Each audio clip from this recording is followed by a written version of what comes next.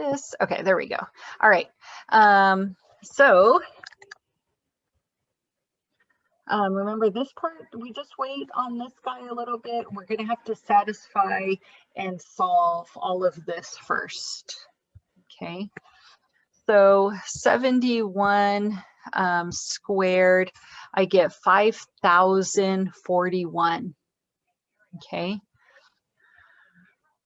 We could write 5,041 right here. And then write the 7 all over 7 minus 1 and do that. Or if you want, you have your calculator right in front of you. You could just hold this here, right? We know we got 5,071 for this part. You could go ahead and divide by 7. Just do it real quick on your calculator. Save yourself a little bit of space. And so that equals 720.14, right? So you could just write that right there, 720.14, right? You don't have to write all of that out. You have it right there in your calculator that you could easily do, okay? Sometimes I don't like to skip steps like that because people wonder, wait, what in the world, where did that 720 come from? It came from 71 squared is 5,041. Then I divided it by 7, which would be right here, right? Divided by 7, and I got 720.14. Okay, so I just put that right there.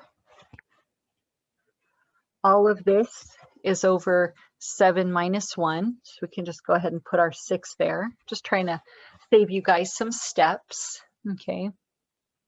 I'm sure you probably already do this on your own anyways.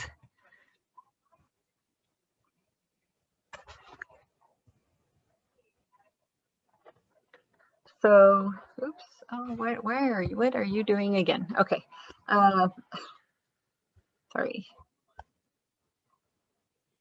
So now 751, 751 minus the 720.14, and I get 30.86 over 6.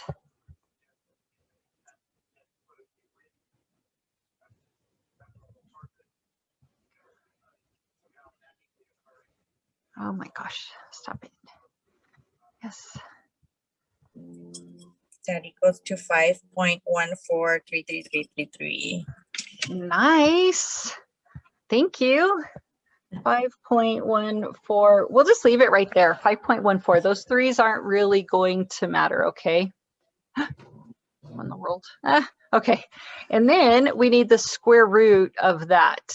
0.338. Did you guys get that? Or no? No, I got no. 2.26. Oh, yeah, 27.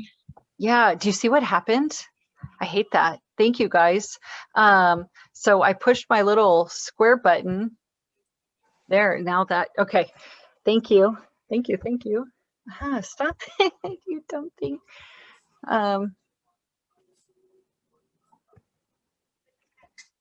Oh my gosh. I don't know what. 2.27 for our estimated, right? Yeah, we're good. Okay. Since I scrabbled up there, I'm just going to continue over here. Now we have to do our standard error. And standard error is just the estimated standard deviation that we just calculated divided by the square root of our n. So the square root of 7 equals 2.65. So we're going to get 2.27 divided by 2.65.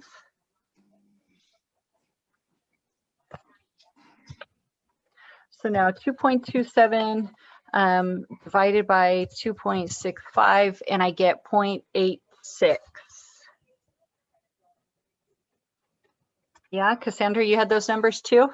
Okay, good. You already done? Yeah, okay, that's good. That's good.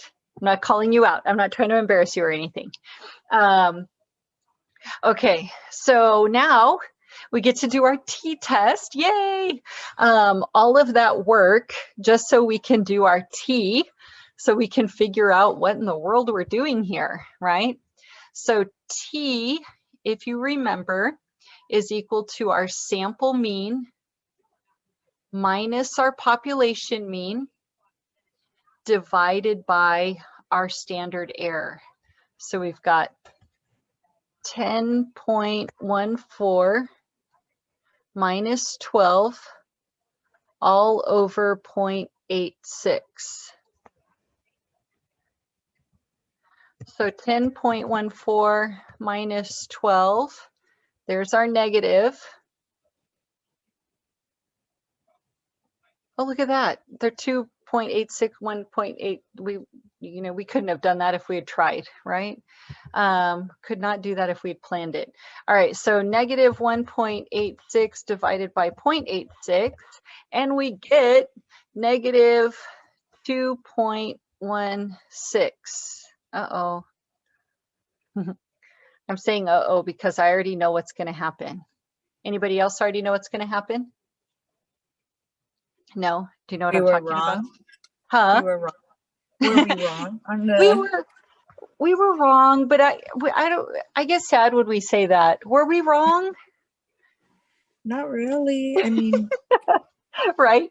Well, one, it's made up, right? And two, when we do these tests, if we have to accept the null hypothesis, or if we have to fail to reject the null hypothesis, we don't want to necessarily think of it as a bad thing. Okay, it's just one of the outcomes, and while a researcher might be disappointed to get a result like that, it does offer some insight into what could they do? Could they get more people? Could they, in this instance, I would definitely just try and get a bigger sample. But maybe there's just no difference, right? And that in and of itself is still interesting, right?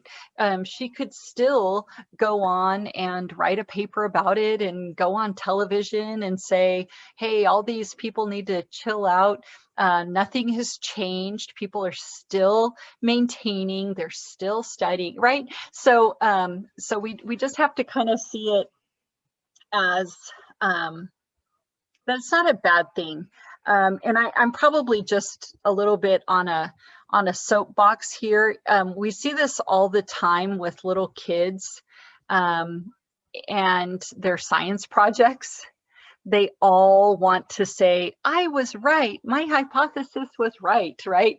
And so we just, we want to try and get away from that and say, it's okay if you find it that your hypothesis was wrong. And in fact, I think it gives you more to write about, right? It gives you opportunities to really wow and amaze the science fair judges and say, my hypothesis was wrong. And this is why I think it was wrong. And next year, I'm going to study this. Those science fair judges would be like blown away from that little kid, right? They'd be like, oh my gosh, this kid's a genius. Okay, so oops. Oh, no, right there. Ay. What am I doing? That's not my t.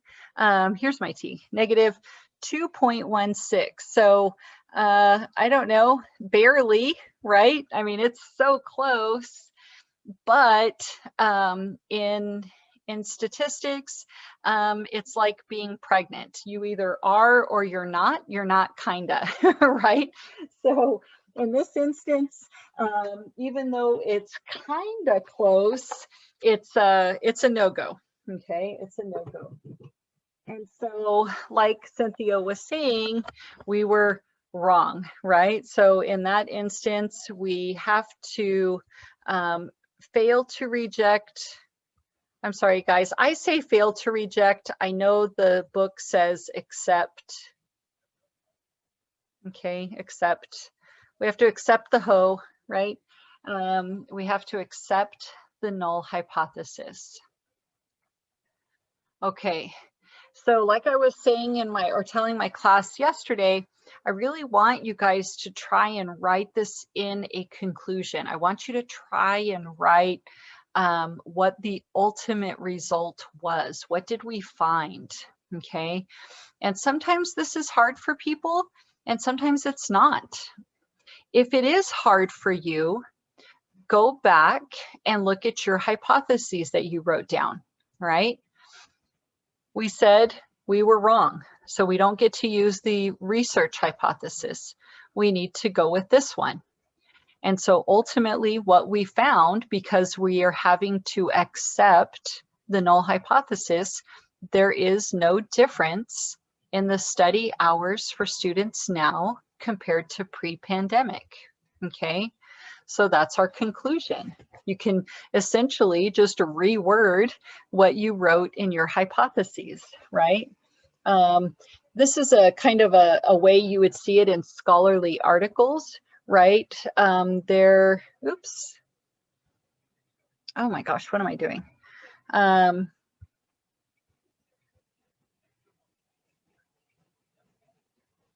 There is no evidence to support.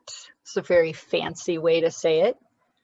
There is no evidence to support that students study less compared to pre-pandemic times, I guess. I don't know. This is a very fancy way to say it. You don't have to get that fancy. In yesterday's video, I had two students, two all-star students that were, I mean, they were blowing me away. They were wording it way better than I was wording it. It's up to you. This is your conclusion. You write it how you want to write it. There's a million right ways.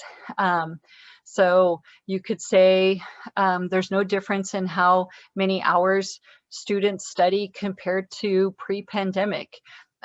We found that students study, you know, I don't know, the same as the pre-pandemic 12 hours. Yeah, it's however you want to say it, okay? I just want you to try and say it. I want you to try and write it. I showed my students yesterday how you can write this in symbolic notation, okay? Symbolic notation is an easy way to write out your results. People who can look over your article can look at this very quickly and see how many people you have in your study, what type of test you did, and whether you ultimately rejected or found significant results or not. Okay, you'll see these in scholarly articles when you read them. You usually find them listed at the end of the abstract. It can also be listed at the beginning of the results section. Okay, so you always put the test that you did first. Okay, or you put the test that you did, and that value or number or letter goes first. We are doing a t-test right now. Okay, the next type of test we're going to learn is a NOVA, and that's an F. Okay, so when you read scholarly articles, they're going to have a letter there. That letter is the type of test that they did. In parentheses, you put the degrees of freedom. Okay, the degrees of freedom is showing the person two things. One, how many people they had in their study. If I see a 6, I know they had 7 people in their study.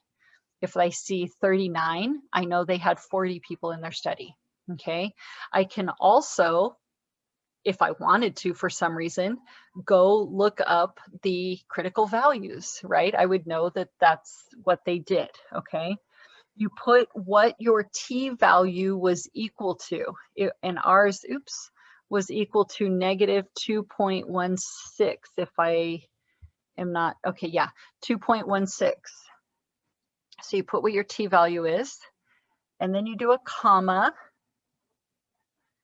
and then you do P, and what happens right here, it tells you everything, okay?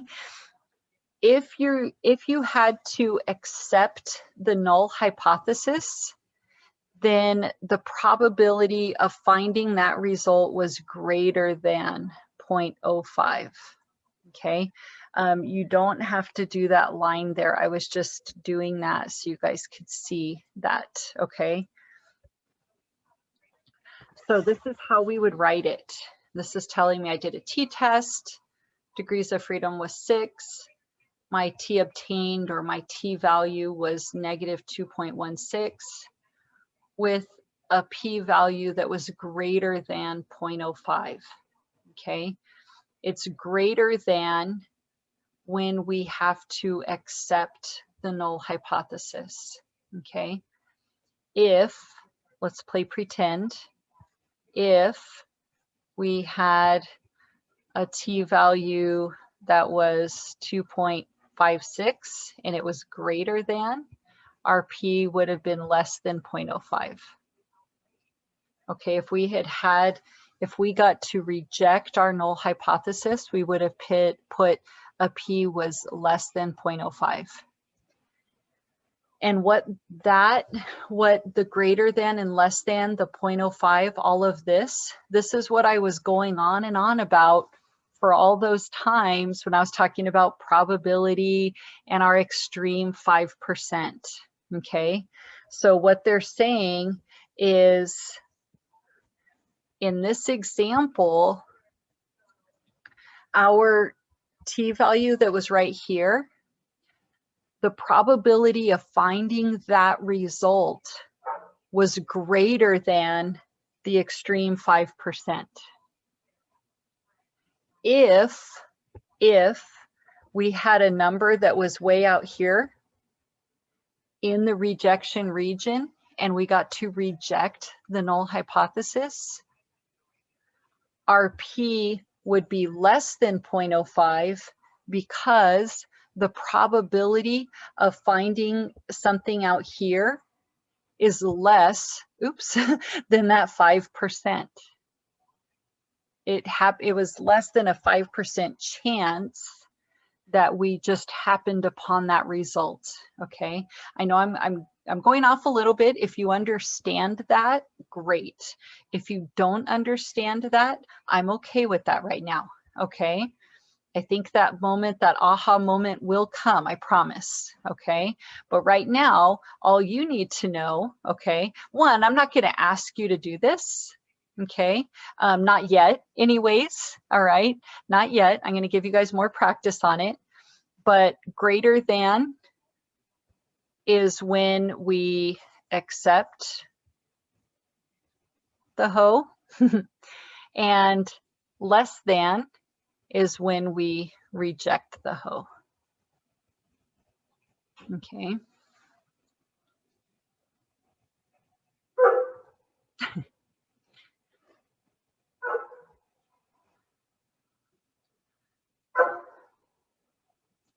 Any questions over this problem?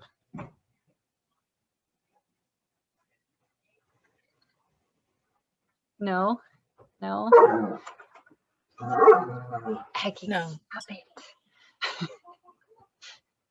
No, Cynthia, I think I heard you say, sorry, my ginormous 90-pound puppy was barking. It's okay. Yeah, no, I mean, I was saying that, no, I think I pretty much, I understood it. I didn't have any questions. You feel okay? Yeah. You guys, you have your notes, right? You have your notes, and if you were able to watch yesterday or last week, I think we did a T. I'm pretty sure. I don't know. I could be wrong, but I feel like we did. I will put up this one. I put up yesterday's. You could look at these, right? So then on the test, when you get a brand new little thing and it just has these little numbers over here, right? Look at what we did. and backtrack if you have to, right? Figure out, oh, where did that 751 come from? Oh, we added up all of these, right?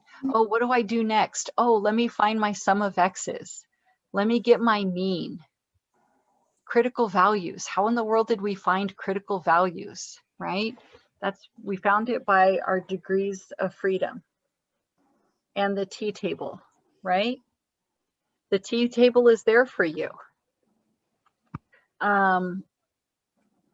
Calculate all of this stuff and just plug in the numbers the way we plugged it in. I really think with your notes, you know, you guys will be able to do this, I promise.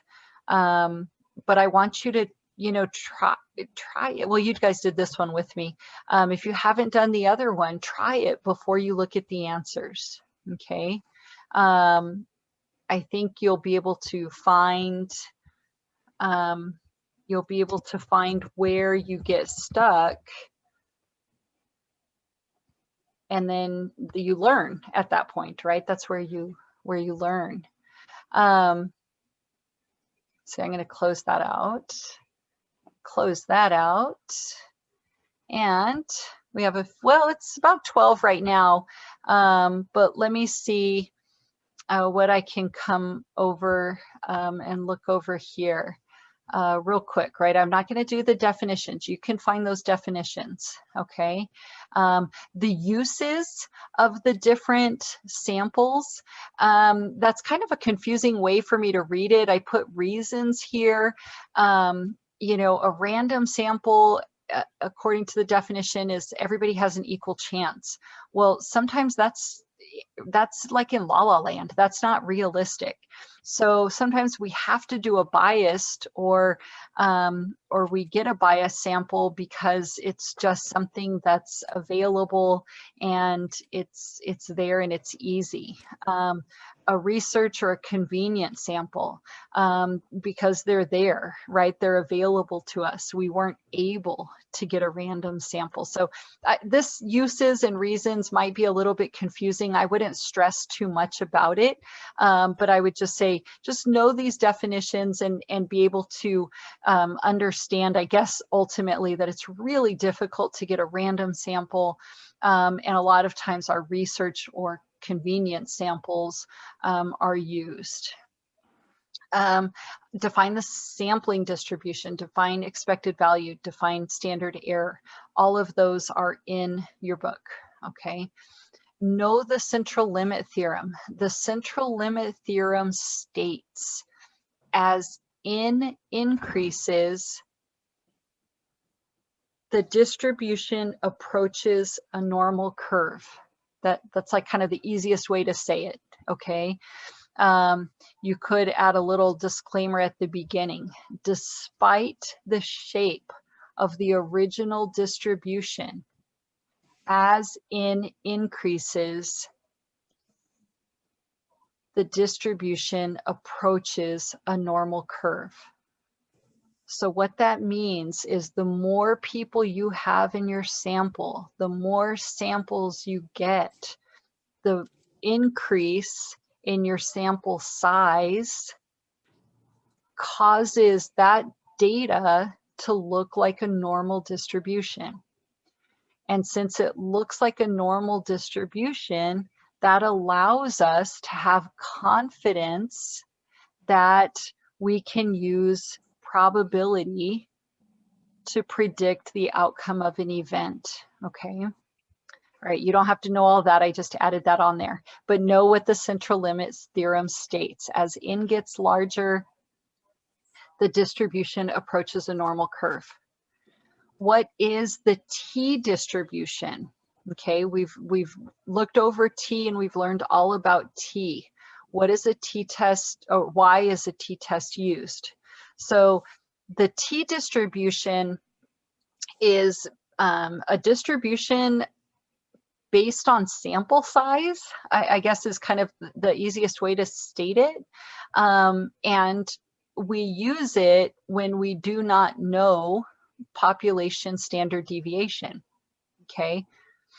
Remember that's like in contrast. If we knew population standard deviation and the population mean, then we could just do a z-test, okay?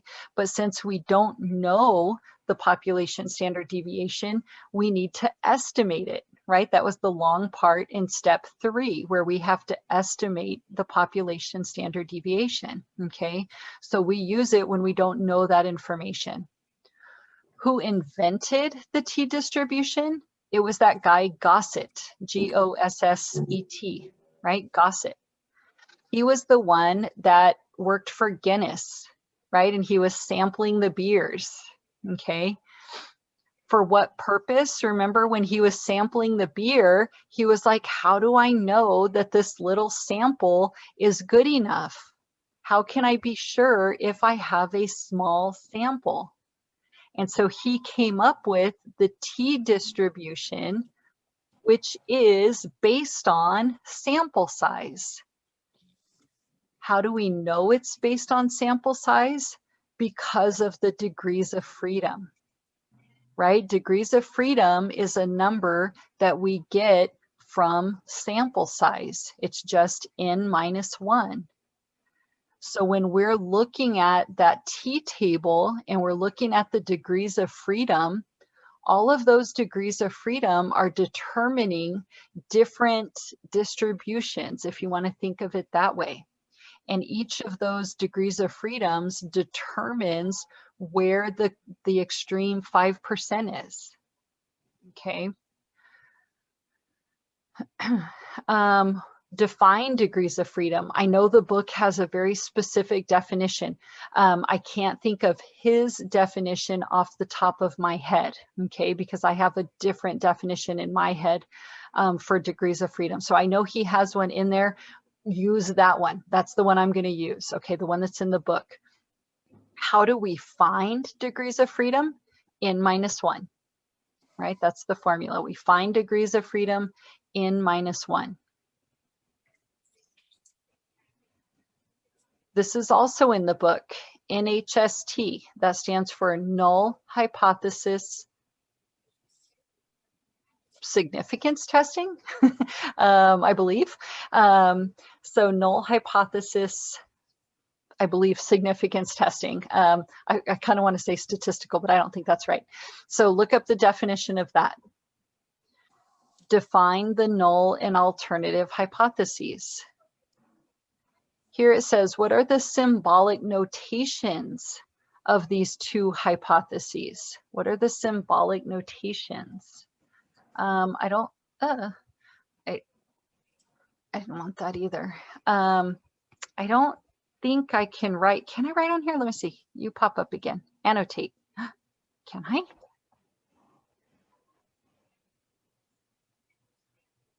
Where am I? Oh my gosh, look at that.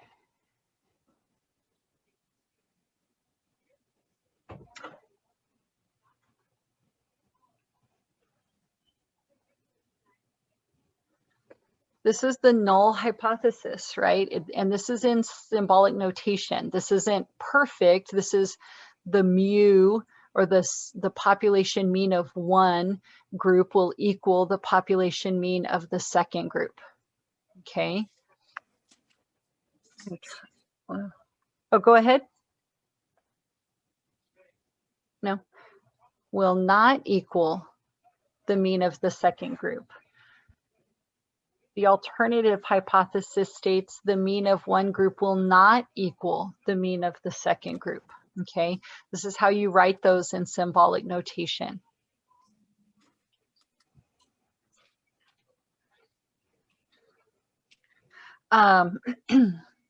Define alpha, significance level, statistical significance, and no significance.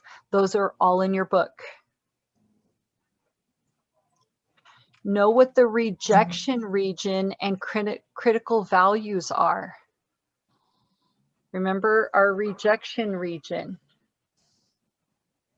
are defined by our critical values, right?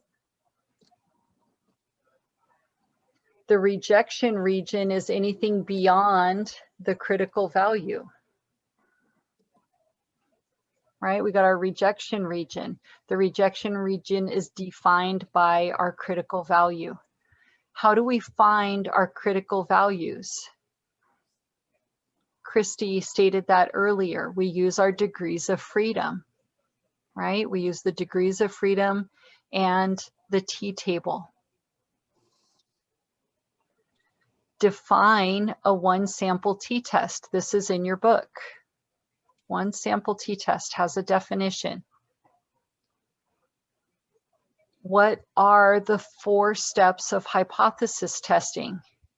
Can you guys help me out on that one? What's step 1? What do we do?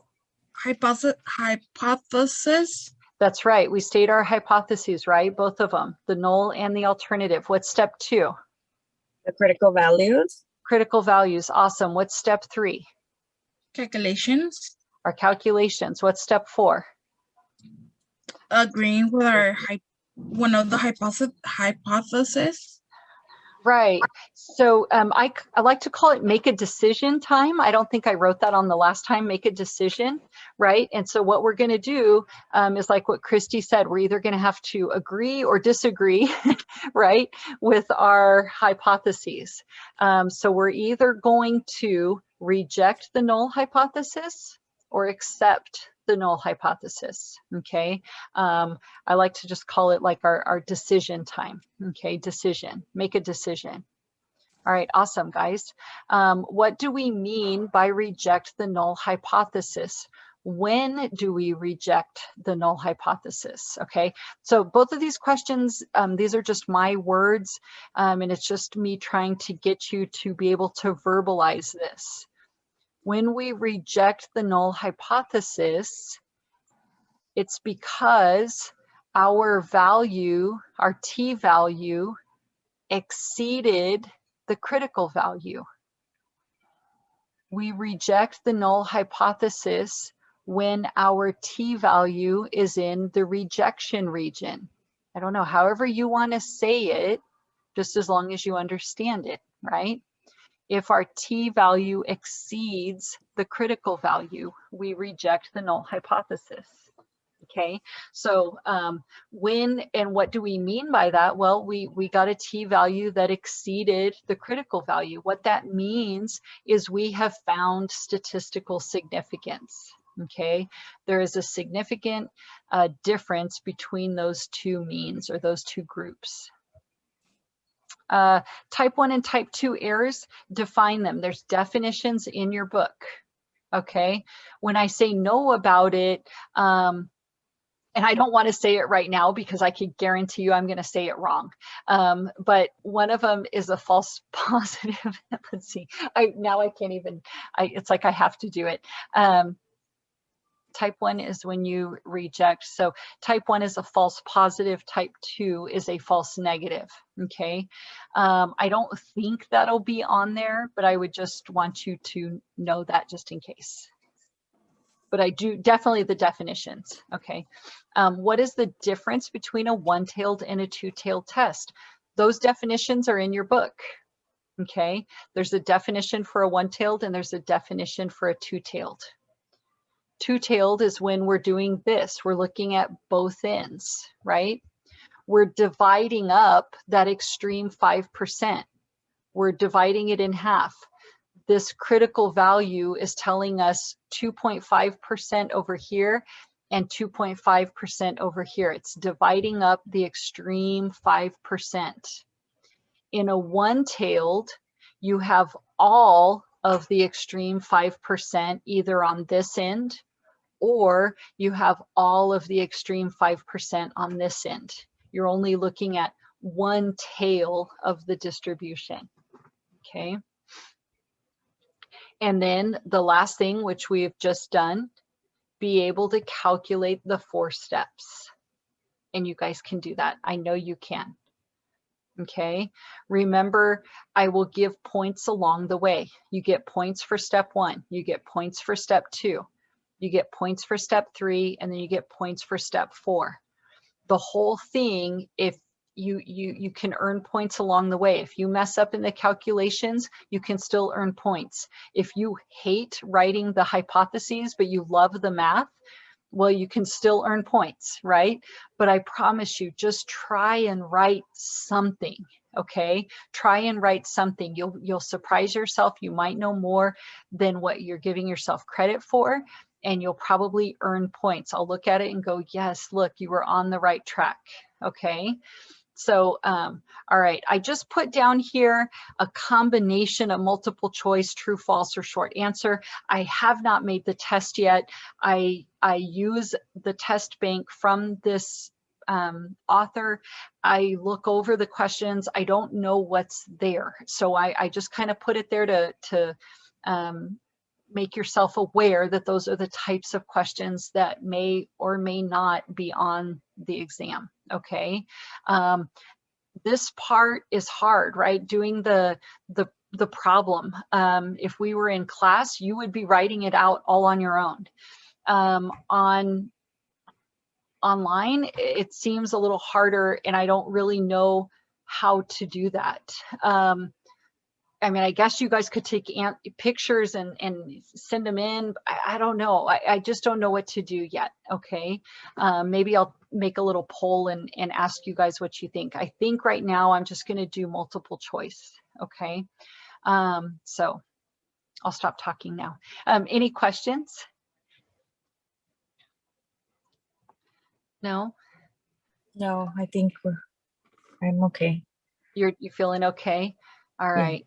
If you guys have questions, if you're looking over this stuff when you start studying, email me, put it in the class chat. Remember up here on our, remember up here on our discussion board, we have a class chat room. Okay, you guys can post questions in there. You can talk to each other. You can message me. You can email me. Okay, you can do all of these things to ask me questions, and you can ask each other questions. All right. All right. Well, if there's nothing else, I will let you guys go. You have a good week. Yeah, you guys too. So the exam, I think I made it where it's going to open up on Thursday. Okay, guys, so you're going to get an extra day. And so it'll open up tomorrow morning. Okay, so that means I need to get to work, right? I need to make the test so I can have it available for you guys to open to open up. So you guys have a great week. Email me if you have any questions, and I will see you next week. Okay. Thank you. Bye-bye. Okay, thank Bye. you. Bye-bye. Okay, thank you. Bye-bye. Bye, Cassandra.